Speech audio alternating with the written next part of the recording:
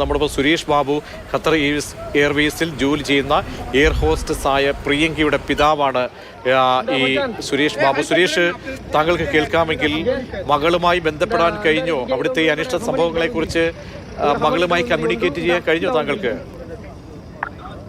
മകളെ ഇങ്ങോട്ട് വിളിച്ചിരുന്നു. അപ്പോഴാണ് ഞങ്ങൾ അറിയുന്നത്. മകളെ വിളിച്ചിരുന്നു, ഒരു അരമണിക്കൂറിന് മുമ്പ് വിളിച്ചിട്ട് പറഞ്ഞ് അവിടെ ബോംബ് പൊട്ടുന്ന ശബ്ദവും ആകാശത്തൊക്കെ ഈ നമ്മളിവിടെ കമ്പം കത്തിക്കുന്ന അതേ രീതിയിലുള്ള ഇതുണ്ടായിരിക്കും, ഭയങ്കര ശബ്ദവും, അതുപോലെ അവൾ താമസിക്കുന്ന കെട്ടിടം ഇരുന്ന് വിറയ്ക്കുകയും ചെയ്യുന്നെന്നാണ് പറഞ്ഞത്. കരഞ്ഞുകൊണ്ടാണ് പറഞ്ഞത്.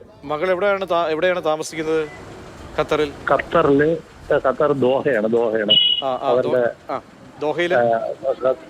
ഖത്തർ എയർവേസിന്റെ ഹെഡ്ക്വാർട്ടേഴ്സിലാണ് താമസിക്കുന്നത്. അപ്പോൾ ഈ സംഭവം ഉണ്ടായതിനു ശേഷം ബന്ധപ്പെട്ടു, പിന്നീട് ഇപ്പോൾ ബന്ധപ്പെടാൻ സാധിക്കുന്നുണ്ടോ സുരേഷ്? ഇപ്പം കിട്ടുന്നില്ല. അപ്പോൾ അവിടുത്തെ അവസ്ഥയെ കുറിച്ചൊക്കെ എന്താണ് പറയുന്നത്? ഒരുപാട് മലയാളികളൊക്കെ ഉണ്ടോ? നമ്മുടെ വിദ്യാർത്ഥികൾ, നാട്ടിൽ നിന്നുള്ള ആളുകളൊക്കെ ഉണ്ടോ അവിടെ? ഇഷ്ടംപോലെ മലയാളികളുള്ള സ്ഥലമാണ്. ഈ ക്വാർട്ടേഴ്സിൽ തന്നെ ഉണ്ട്? ക്വാർട്ടേഴ്സിൽ ഉള്ളതുണ്ട്. അവിടെ എയർ ഹോസ്റ്റസ്മാരുണ്ട്, മലയാളികളും ഇന്ത്യക്കാർ വേറെയുണ്ട്. സുരേഷ്, എന്താണ് ഈ ശബ്ദം കേട്ടു, ഈ സമീപ സ്ഥലങ്ങളിലേക്കുള്ള ശബ്ദം സംബന്ധിച്ചും ഒക്കെ എന്താണ് അവർക്ക് അനുഭവപ്പെട്ടത് എന്ന കാര്യങ്ങളൊക്കെ സുരേഷ് പിതാവിനോട് സംസാരിച്ചോ? താങ്കളോട് സംസാരിച്ചോ? സംസാരിച്ചിരുന്നു. അത് ആകാശത്ത് നല്ല ഈ പടക്കം പൊട്ടുന്ന ശബ്ദത്തിനേക്കാളും ഉഗ്ര ശബ്ദമായിരുന്നു. സ്ഫോടനമാണ് നടന്നത്. കെട്ടിടങ്ങളൊക്കെ ഇരുന്ന് വിറയ്ക്കുന്നുണ്ടായിരുന്നു. വല്ലാത്തൊരു പേടി തോന്നി എന്നൊക്കെ പറഞ്ഞുകൊണ്ടാണ് ഇങ്ങോട്ട് വിളിച്ചിരിക്കുന്നത്. ഇന്ത്യൻ സമയം എപ്പോഴായിരുന്നു അത്?